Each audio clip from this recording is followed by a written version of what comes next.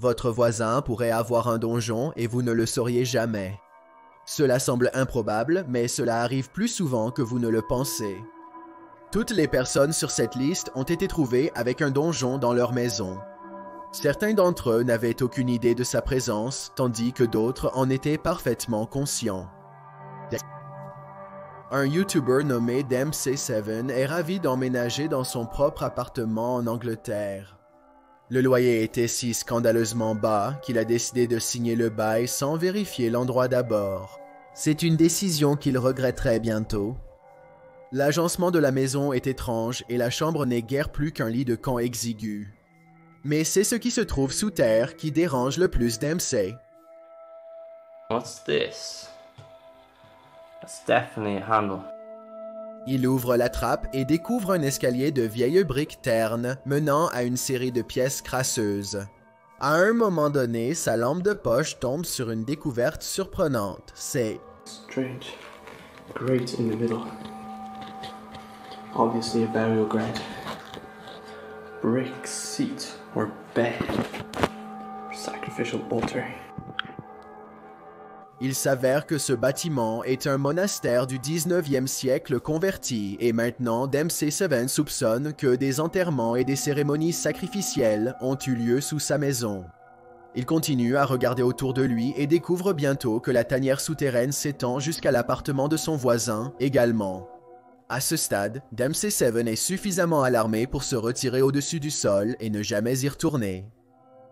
Personne ne sait quelles horreurs se sont produites sous l'appartement de Dempsey7 au fil des siècles, ni ce qui lui arrivera s'il continue à y rester. 9. Quand Kayla Brown et Charlie Carver ont soudainement disparu, la police a retracé leur téléphone portable jusqu'à à Woodruff, en Caroline du Sud. Là, ils ont trouvé la voiture de Carver abandonnée dans les bois et peinte en bombe d'une couleur différente. Les relevés de téléphone portable d'un suspect ont révélé qu'il était dans la même zone que Kayla et Charlie.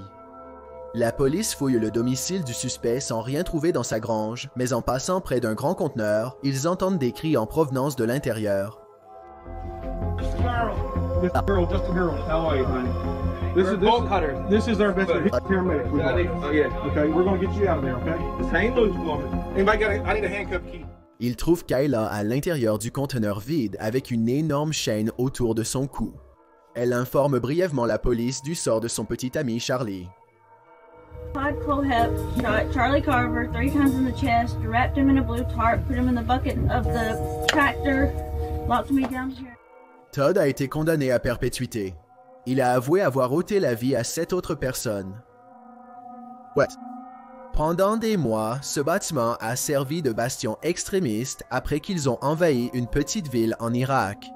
Lorsque la ville a finalement été libérée, les survivants ont décrit comment des centaines de personnes innocentes ont été amenées ici par la police secrète et traitées avec une cruauté indicible. Maintenant, une équipe patrouille pour la première fois à travers le bâtiment incendié et ce qu'ils trouvent à l'intérieur est un rappel frappant de combien la guerre peut être insensée. Ces escaliers sont l'endroit où des personnes ont été trouvées pendues à la rampe. Ces petites pièces sans caractéristiques sont où les captifs étaient soumis à des techniques tout droit sorties du Moyen Âge pendant des heures d'affilée, et s'ils n'étaient pas malmenés ou pire, ces minuscules cellules sont où ils étaient gardés dans l'obscurité totale, avec à peine assez d'espace pour se tenir debout ou s'allonger. La ville essaie de se remettre de cette invasion traumatisante et de continuer la vie du mieux qu'ils peuvent, mais le souvenir de cet endroit a eu un impact permanent sur leur vie et leur psyché. 7. Un propriétaire inspecte l'une de ses propriétés à Philadelphie lorsqu'il découvre quelque chose d'horrible sous terre dans une salle des chaudières sombre et sale sans aucune lumière. Il découvre 4 personnes retenues en captivité dans des conditions semblables à celles d'un donjon. Affamés, s'ils fixent le vide devant eux. L'un d'eux a été enchaîné à une chaudière. Il y a aussi plusieurs enfants dans le ménage, tous gravement négligés. Un enfant de 2 ans était si mal nourri qu'il ressemblait toujours à un nourrisson. La majorité était constamment gardée à l'intérieur. La police trouve de nombreux documents de sécurité sociale dans toute la maison et reconstitue rapidement les faits. Une femme nommée Linda Weston se promène en se liant d'amitié avec les personnes mentalement handicapées. Une fois qu'elle a gagné leur entière confiance, elle les invite à vivre avec elle, puis demande la tutelle légale sur eux et leurs enfants. Une fois qu'ils sont chez elle, elle les enferme dans la salle de chaudière qui sert de donjon et vit de leur chèque mensuel du gouvernement. Elle fait cela depuis longtemps et est devenue experte pour échapper aux autorités. La police soupçonne qu'elle ait pu capturer jusqu'à 50 personnes au fil des ans. Chaque fois que les travailleurs sociaux devenaient trop suspicieux, elle déménageait simplement et trouvait un nouveau donjon. La police la cherchait encore en Floride et au Texas quand elle a été trouvée à Philadelphie. Au total, elle a collecté 212 000 $ en chèques de sécurité sociale pendant plus de 10 ans avant d'être attrapée. Elle a été condamnée à la prison à vie. Si ça, un YouTuber nommé Jonathan Rousseau rénove une pièce dans sa maison. Lorsqu'il découvre quelque chose qui n'est pas à sa place, il tape sur la partie inférieure du mur et cela sonne creux, alors il découpe un trou. And I find a hidden room underneath the house. L'espace est bordé de vieilles briques et dégage une atmosphère inquiétante et menaçante. Jonathan se sent très déplacé et ne reste pas longtemps. It's pretty creepy.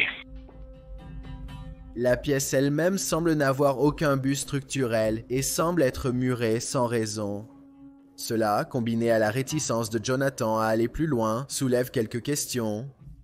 Je me demande ce qui s'est passé là-dedans, si quelque chose qui aurait poussé un ancien propriétaire à le sceller. Un utilisateur de Facebook à Tlalocantla, au Mexique, marche dans la rue lorsqu'il découvre qu'il manque une section d'un mur et jette un coup d'œil à l'intérieur.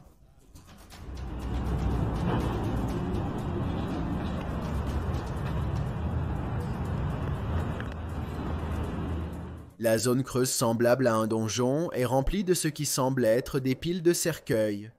Que les cercueils soient remplis ou non, c'est à quiconque de deviner, mais la question est pourquoi cette zone serait-elle scellée sous un viaduc d'autoroute? Alors pourquoi cette section de mur a-t-elle été brisée? Peut-être qu'elle a été brisée de l'intérieur par quelqu'un essayant de se libérer. Qui sait quels autres secrets pourraient être cachés là-dessous? 4. En 1988, un homme à Syracuse, New York, a commencé à prendre des femmes adolescentes et à les garder dans son donjon fait maison pour ses propres gratifications sadiques. John Jemelski avait construit une cellule de détention de 12 par 24 pieds sous son garage qu'il disait aux visiteurs n'être qu'un abri contre les tempêtes. À l'intérieur se trouvait un coussin en mousse sale, une baignoire remplie par un tuyau d'arrosage et un seau en plastique servant de toilette. Au cours des 15 années suivantes, Jemelski piégerait 5 femmes différentes et les garderait dans ce donjon contre leur gré. Parfois, il les retenait pendant des mois avant de les relâcher. Même des années. Chaque fois qu'il en libérait un, il menaçait de revenir s'il racontait à quiconque ce qui s'était passé. Parfois, il disait même qu'il était impliqué avec la police et qu'il ne pouvait rien faire. La majorité des femmes libérées n'ont pas porté plainte auprès de la police. Les rares qui l'ont fait n'ont pas été crus. Étonnamment, sa femme était à l'intérieur de la maison la plupart du temps jusqu'à ce qu'elle décède d'un cancer. Je suis assez sûr qu'elle n'avait aucune idée de ce qu'il tramait vraiment.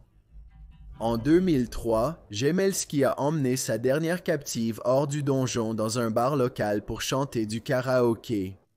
Elle a réussi à passer un coup de téléphone à sa sœur. Alors que Jemelski était distrait, sa sœur a appelé la police et ils l'ont libéré.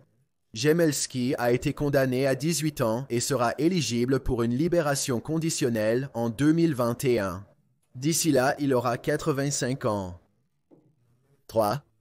Le château d'Urtel est un château français établi pour la première fois au XIe siècle. Un YouTuber nommé Chill Bill et son équipe obtiennent la permission d'explorer les puits profonds sous le château avec un drone pour voir ce qu'ils trouvent. En explorant le domaine, l'équipe finit par tomber sur une petite ouverture en haut d'un escalier. Ils envoient le drone en bas attaché à une corde pour une récupération facile au cas où quelque chose se passerait mal. Une fois passé la chute verticale, ils sont stupéfaits de trouver un donjon de taille réelle jonché de restes humains. À un moment donné, le drone se balance directement au-dessus du crâne blanc osseux d'un prisonnier qui est laissé à périr sans nourriture ni eau. Think about what happened right here. People walking up and down these steps. Souls down there, people down there screaming and dying. C'est difficile pour moi de croire qu'être enfermé dans un donjon sans nourriture ni eau pourrait jamais être considéré comme une punition normale. 2. Un jour, un homme gravement dérangé en Autriche nommé Wolfgang Priklopil a maîtrisé une fillette de 10 ans sur le chemin du retour de l'école. Il l'a enlevée dans la rue et l'a emmenée dans son donjon fait maison où il la garderait pendant 8 longues années. La fille, Natasha Kampusch, était en état de choc et incapable de penser par elle-même. Wolfgang Priklopil lui a fait subir des jeux psychologiques pour la faire se sentir sans valeur et incapable de s'échapper. Comme elle dépendait entièrement de lui, il la forçait régulièrement à nettoyer la maison de haut en bas et à se forcer physiquement sur elle. Cela a continué pendant des années, jusqu'au jour où il a commencé à la laisser sortir pour de brèves tâches. Il veillait toujours à rester à proximité, mais un jour, alors qu'elle aspirait l'intérieur de sa voiture, il a reçu un appel téléphonique et elle a eu l'occasion de s'échapper. L'aspiration de Natasha était trop bruyante pour avoir une conversation téléphonique, alors Wolfgang a fait quelques pas pour mieux entendre. C'était tout l'espace dont Natasha avait besoin pour s'échapper. Une fois, elle avait sprinté loin de la maison et dans la rue. Wolfgang savait qu'il serait arrêté et accusé. Il s'est jeté devant un train ce même jour. Les tribunaux ont attribué à Natasha la maison en guise de dédommagement financier. Elle visite toujours la maison de temps en temps comme un rappel de ce qui s'est passé, bien qu'elle déteste Wolfgang Priklopil et regrette ce qu'il a fait. Elle porte également toujours une photo de lui dans son sac à main. C'est une relation compliquée qu'elle ne peut jamais expliquer complètement à quiconque, pas même à elle-même. Avant d'arriver au numéro 1, mon nom est Chills et j'espère que vous appréciez ma narration. Si vous êtes curieux de savoir à quoi je ressemble dans la vraie vie, alors allez sur mon Instagram, @DylanIsChillinWitty, et appuyez sur le bouton suivre pour le découvrir. Je fais actuellement un super sondage sur mon Instagram. Si vous croyez que les fantômes sont réels, alors allez sur ma photo la plus récente et appuyez sur le bouton j'aime. Sinon, expliquez-moi pourquoi par message direct. Après avoir fini, revenez immédiatement ici pour voir la première entrée. Suivez-moi également sur Twitter @eChills, car c'est là que je publie les mises à jour des vidéos. Il est prouvé que la générosité rend une personne plus heureuse, donc si vous êtes assez généreux pour cliquer sur ce bouton d'abonnement et la cloche à côté, alors merci. De cette façon, vous serez informé des nouvelles vidéos que je télécharge chaque jeudi et dimanche. Ces extrémistes radicaux au Pakistan gardaient des enfants enchaînés dans un cachot où ils étaient contraints de réciter des textes religieux bien au-delà de l'épuisement. Ils ne recevaient qu'une petite portion de légumes et d'eau à manger chaque jour, juste assez de nourriture pour rester en vie.